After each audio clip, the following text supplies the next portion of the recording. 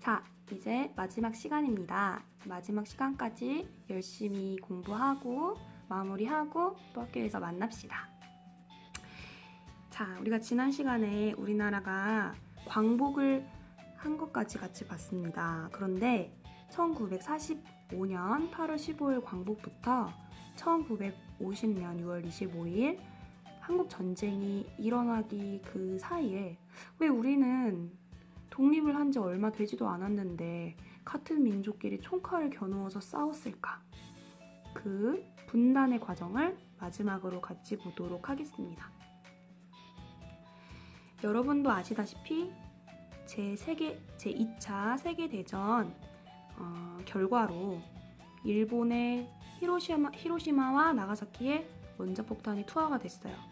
그리고 일본은 즉각적으로 항복을 선언하고 그리고 한반도를 38선, 북위 38도선, 위도 이 38도선으로 나눠서 북쪽은 소련, 그리고 남쪽은 미국이 점령을 하게 됩니다. 이제 여러분한테 소련이란 말 되게 낯설 텐데요. 지금의 러시아인데 그때 당시에 소련은 소비에트 연방공화국을 줄임말이었어요. 네, 지금의 러시아. 그래서 소련은 이제 공산주의 국가였고 미국은 민주주의, 자유주의 국가였기 때문에 굉장히 이쪽 사람 세력과 이쪽 세력의 우리나라 사람들 사이에도 생각이 달라지게 된 거죠. 네. 아무래도 우리 스스로 이루어낸 독립이 아니었기 때문에 이렇게 다른 나라의 개입이 쉽지 않았을까 싶습니다. 어쨌든 그 후 우리가 광복을 한 지 약 4개월 후인 1945년 12월에 러시아, 옛날에 소련, 모스크바에서 세 나라가 모여서 어떻게 이 나라를, 이 대한제국을 어떻게 할까 고민을 했어요. 일본이 이제 지배를 했다가 떠났는데 우리는 스스로 이제 일어날 만한 자립심이 없다고 생각을 한 거죠. 그래서 미국과 영국과 소련이 최대 5년간 신탁 통치, 대신 통치하기로 결정을 합니다.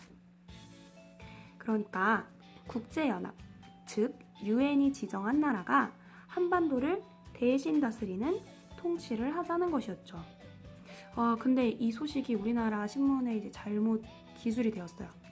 우리나라가 이제 자립할 수 있도록, 독립할 수 있도록 새 나라가 이제 돌아가면서 통치를 하겠다는 어떻게 보면 좋은 의도였던 것 같은데 우리나라 입장에서는 지금까지 일본이 다스렸는데 또 새로운 나라가 와서 다스린다? 이런 식으로 이야기가 된 거예요.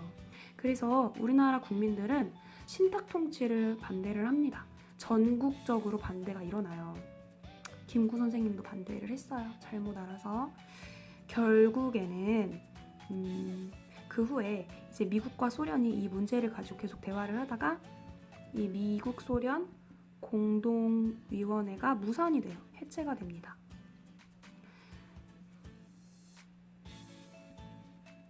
그래서 결국 미국은 한국의 독립 문제를 국제연합, 지금 여러분이 알고 있는 이 국제연합이 UN이에요. 이 약자인데 영어 약자예요. 이 국제연합으로 미국이 이것 좀 맡아줘, 한국 독립 문제 넘기게 되고 UN은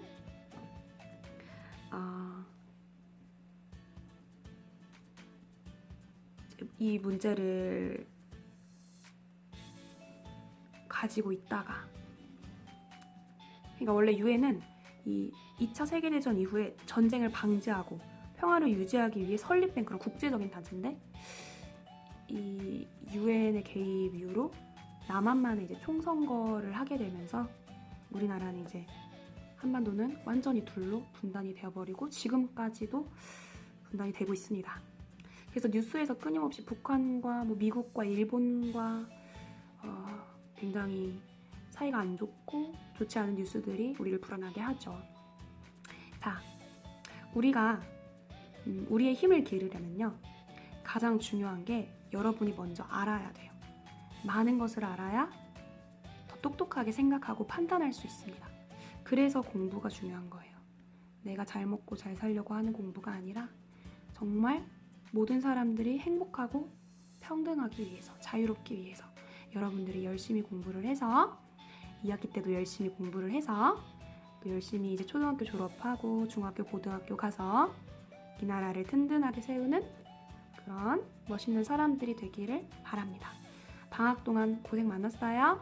그럼 다음 주에 봐요.